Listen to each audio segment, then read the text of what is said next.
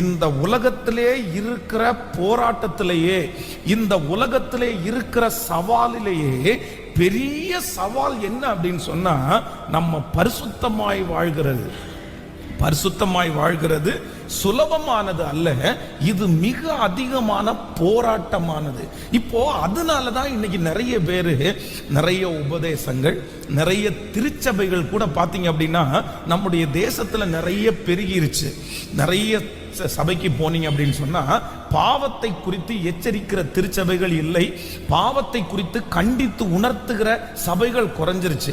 ஆனா ஒரு காலத்துல புதிய ஏற்பாட்டுல நீங்கள் வாசிக்கும் போது, யோவான் வனாந்தரத்துல பிரசங்கம் பண்ணும் போது அவர் என்ன பிரசங்கம் பண்ணார் அப்படின்னு சொன்னா, விரியன் பாம்பு குட்டிகளே, விரியன் பாம்பு குட்டிகளே, நீங்க நல்ல கனி கொடாத மரங்கள் எல்லாம் வெட்டுண்டு அக்னியிலே போடப்படும் அப்படின்னு ரொம்ப ஸ்ட்ரிக்டா பிரசங்கம் பண்றாரு. ஆண்டவர் பிரசங்கம் பண்ணும் போது அவருடைய வார்த்தைகள் எளிமையா இருந்தாலும் ஆண்டவர் சொல்லுகிறார், இருதயத்தில் சுத்தம் உள்ளவர்கள் பாக்கியவான்கள், நீ களவு செய்யக்கூடாது, நீ திருடக்கூடாது. இப்படியா ஆண்டவருடைய உபதேசத்துல கூட ஆண்டவர் என்ன சொன்னார்னா, கடினமான உபதேசத்தை நிறைய இடத்துல சொன்னார். நீங்க ரொம்ப கவனமா கவனிச்சுக்கணும். இனி இருக்கிற அடுத்த ஜெனரேஷன்ல இருக்கிற தம்பி தங்கச்சிங்க கூட ரொம்ப கவனமா கவனிக்கணும். இன்னைக்கு நிறைய ஊழியங்கள், இன்னைக்கு நிறைய திருச்சபைகள் கூட என்ன பண்றது இல்லை அப்படின்னா, இந்த பாவத்தை குறித்து அவர்கள் உணர்த்துறது இல்லை. அவங்க என்ன சொல்றாங்க அப்படின்னா, இதுக்கு முன்னாடி நீங்க செஞ்ச பாவம், இப்ப நீங்க செஞ்சிட்டு இருக்க பாவம், இனி நீங்க செய்ய போகிற பாவம், இது எல்லாவற்றுக்கும் ஆண்டவர் கல்வாரி சிலுவையிலே ரத்தத்தை சிந்திட்டாரு, அவ்வளவுதான். அந்த பாவத்தினுடைய மன்னிப்பு கிடைச்சிருச்சு.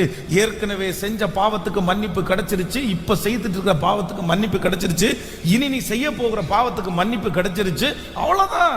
நீ ஏன் அதுக்குடைய பாவத்தை மன்னி என்ற, நீ எதுக்கு அதுக்காக அழுற, நீ எதுக்காக பரிசுத்தத்திற்காக கெஞ்சுற அப்படின்ற ஒரு கான்செப்ட்ல இன்னைக்கு ஊழியங்கள் வருகிறதற்கு காரணம் என்ன அப்படின்னா, இந்த பரிசுத்தமாய் வாழ்வது அவ்வளவு சுலபமானது அல்ல. இப்போ இவர்களால பரிசுத்தமா வாழ முடியல, இவங்களால சினிமா பார்க்காம இருக்க முடியல, இவங்களால கெட்ட வார்த்தை பேசாம இருக்க முடியல, இவங்களால திருடாம இருக்க முடியல.